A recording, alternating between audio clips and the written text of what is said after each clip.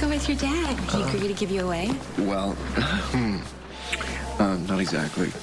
Turns out gender role reversal is not really his thing. He did, however, volunteer to be my best man.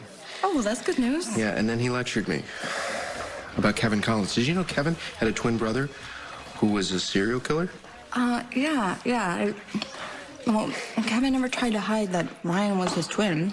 No? In fact, he's been very open that his brother's been the inspiration behind most of his work on mental illness and psychosis, which I find admirable to be able to take something so painful and personal and channel it into something good.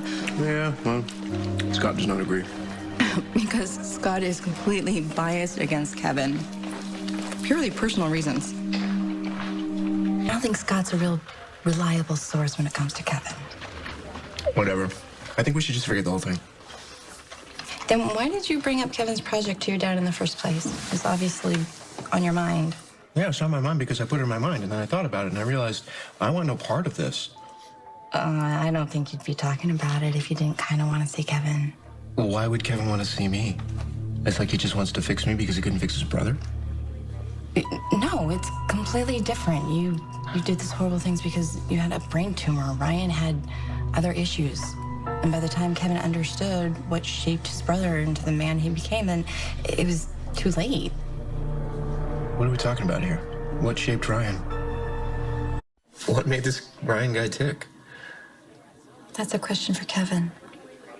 But I will tell you this. Kevin is one of the smartest, kindest, most empathetic people I have ever met. He really helped me and Robin get through some tough times, and I think he can help you too, if you let him.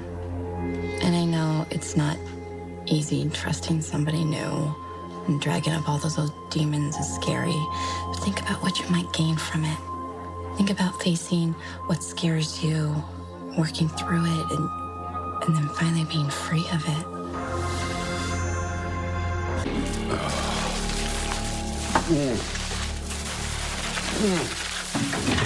Okay, so about this study. Dude, there's a brain on your desk. Oh, yes, that's for the study. I need to get it to the lab, but I missed breakfast. You cut the brain out of all of your patients? Only the dead ones. Actually, it's not that unusual a practice to examine the gray matter of a deceased killer. Yeah, but there's a brain on your desk.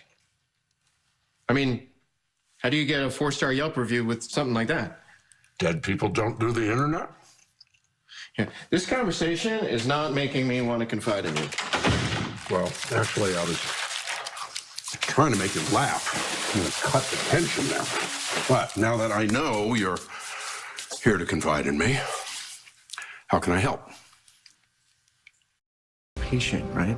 So I'd get all the patient shrink stuff like confidentiality. Nothing would leave this room. Well, all right. Let's talk about the mind of a murderer. It's my understanding that most people get the taste for it in their teens. I was precocious.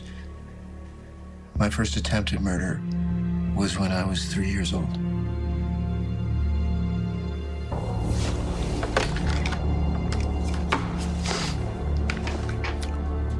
Candace, hold all my calls and cancel the rest of my day.